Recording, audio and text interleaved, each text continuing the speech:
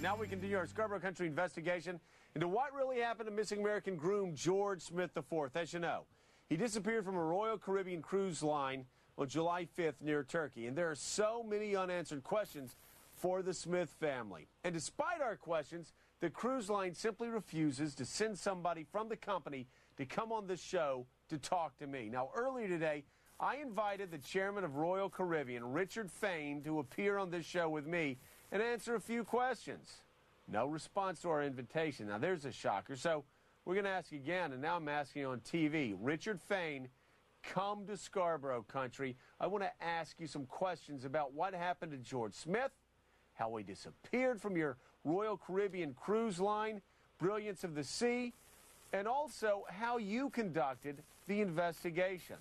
Tonight, though, I'm going to raise some tough questions for Royal Caribbean and Mr. Fain in the hopes that he will enter Scarborough Country tomorrow and answer some of these questions. If not, we're going to keep answering them because I think that Americans have a right to know if they send their loved ones, like, for instance, my parents. They had a 50th anniversary coming up this weekend. Before this broke, I was going to send them on a cruise line. That's the last thing I'd do. I need to know if I send my parents, if I send my children, if I send my friends on a cruise line, is it safe? With me now to talk about that, we've got maritime attorney and former cruise line insider Jack Hickey. And by phone again, we've got Chuck Harris, former security chief with Carnival Cruise Lines. Gentlemen, welcome to the show again. Jack, let me begin with you.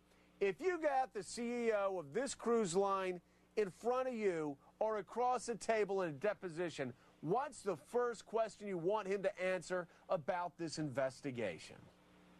Joe, the first question I want him to answer, although I wouldn't put it this way, is when the cruise line employees are out there scraping up the blood from the awning at 7 a.m., 3 hours roughly after the thump was heard by Cleet Hyman. When they're out there doing that, is this a cleanup or is this a cover-up?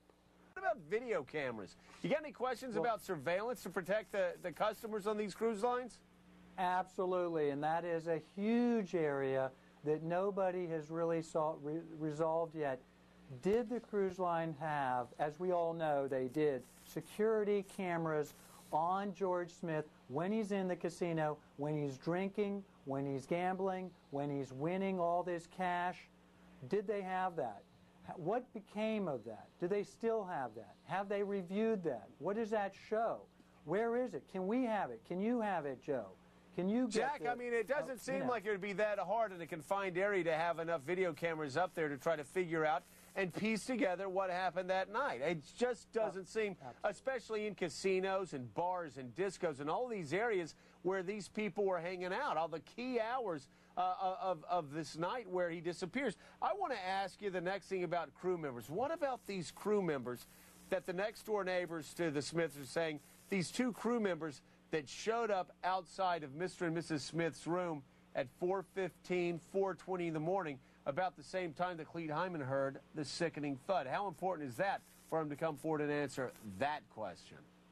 Well, I think that's real important because, you know, those crew members, from what I've heard from the accounts, they do match the description of security personnel in general. The uniforms, the description, the backgrounds, what they look like and things. What did they see? Who called them?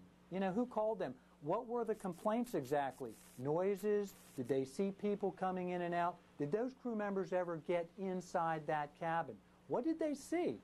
What does the cruise line know about what those two folks saw and heard? And why that is so important. Yeah.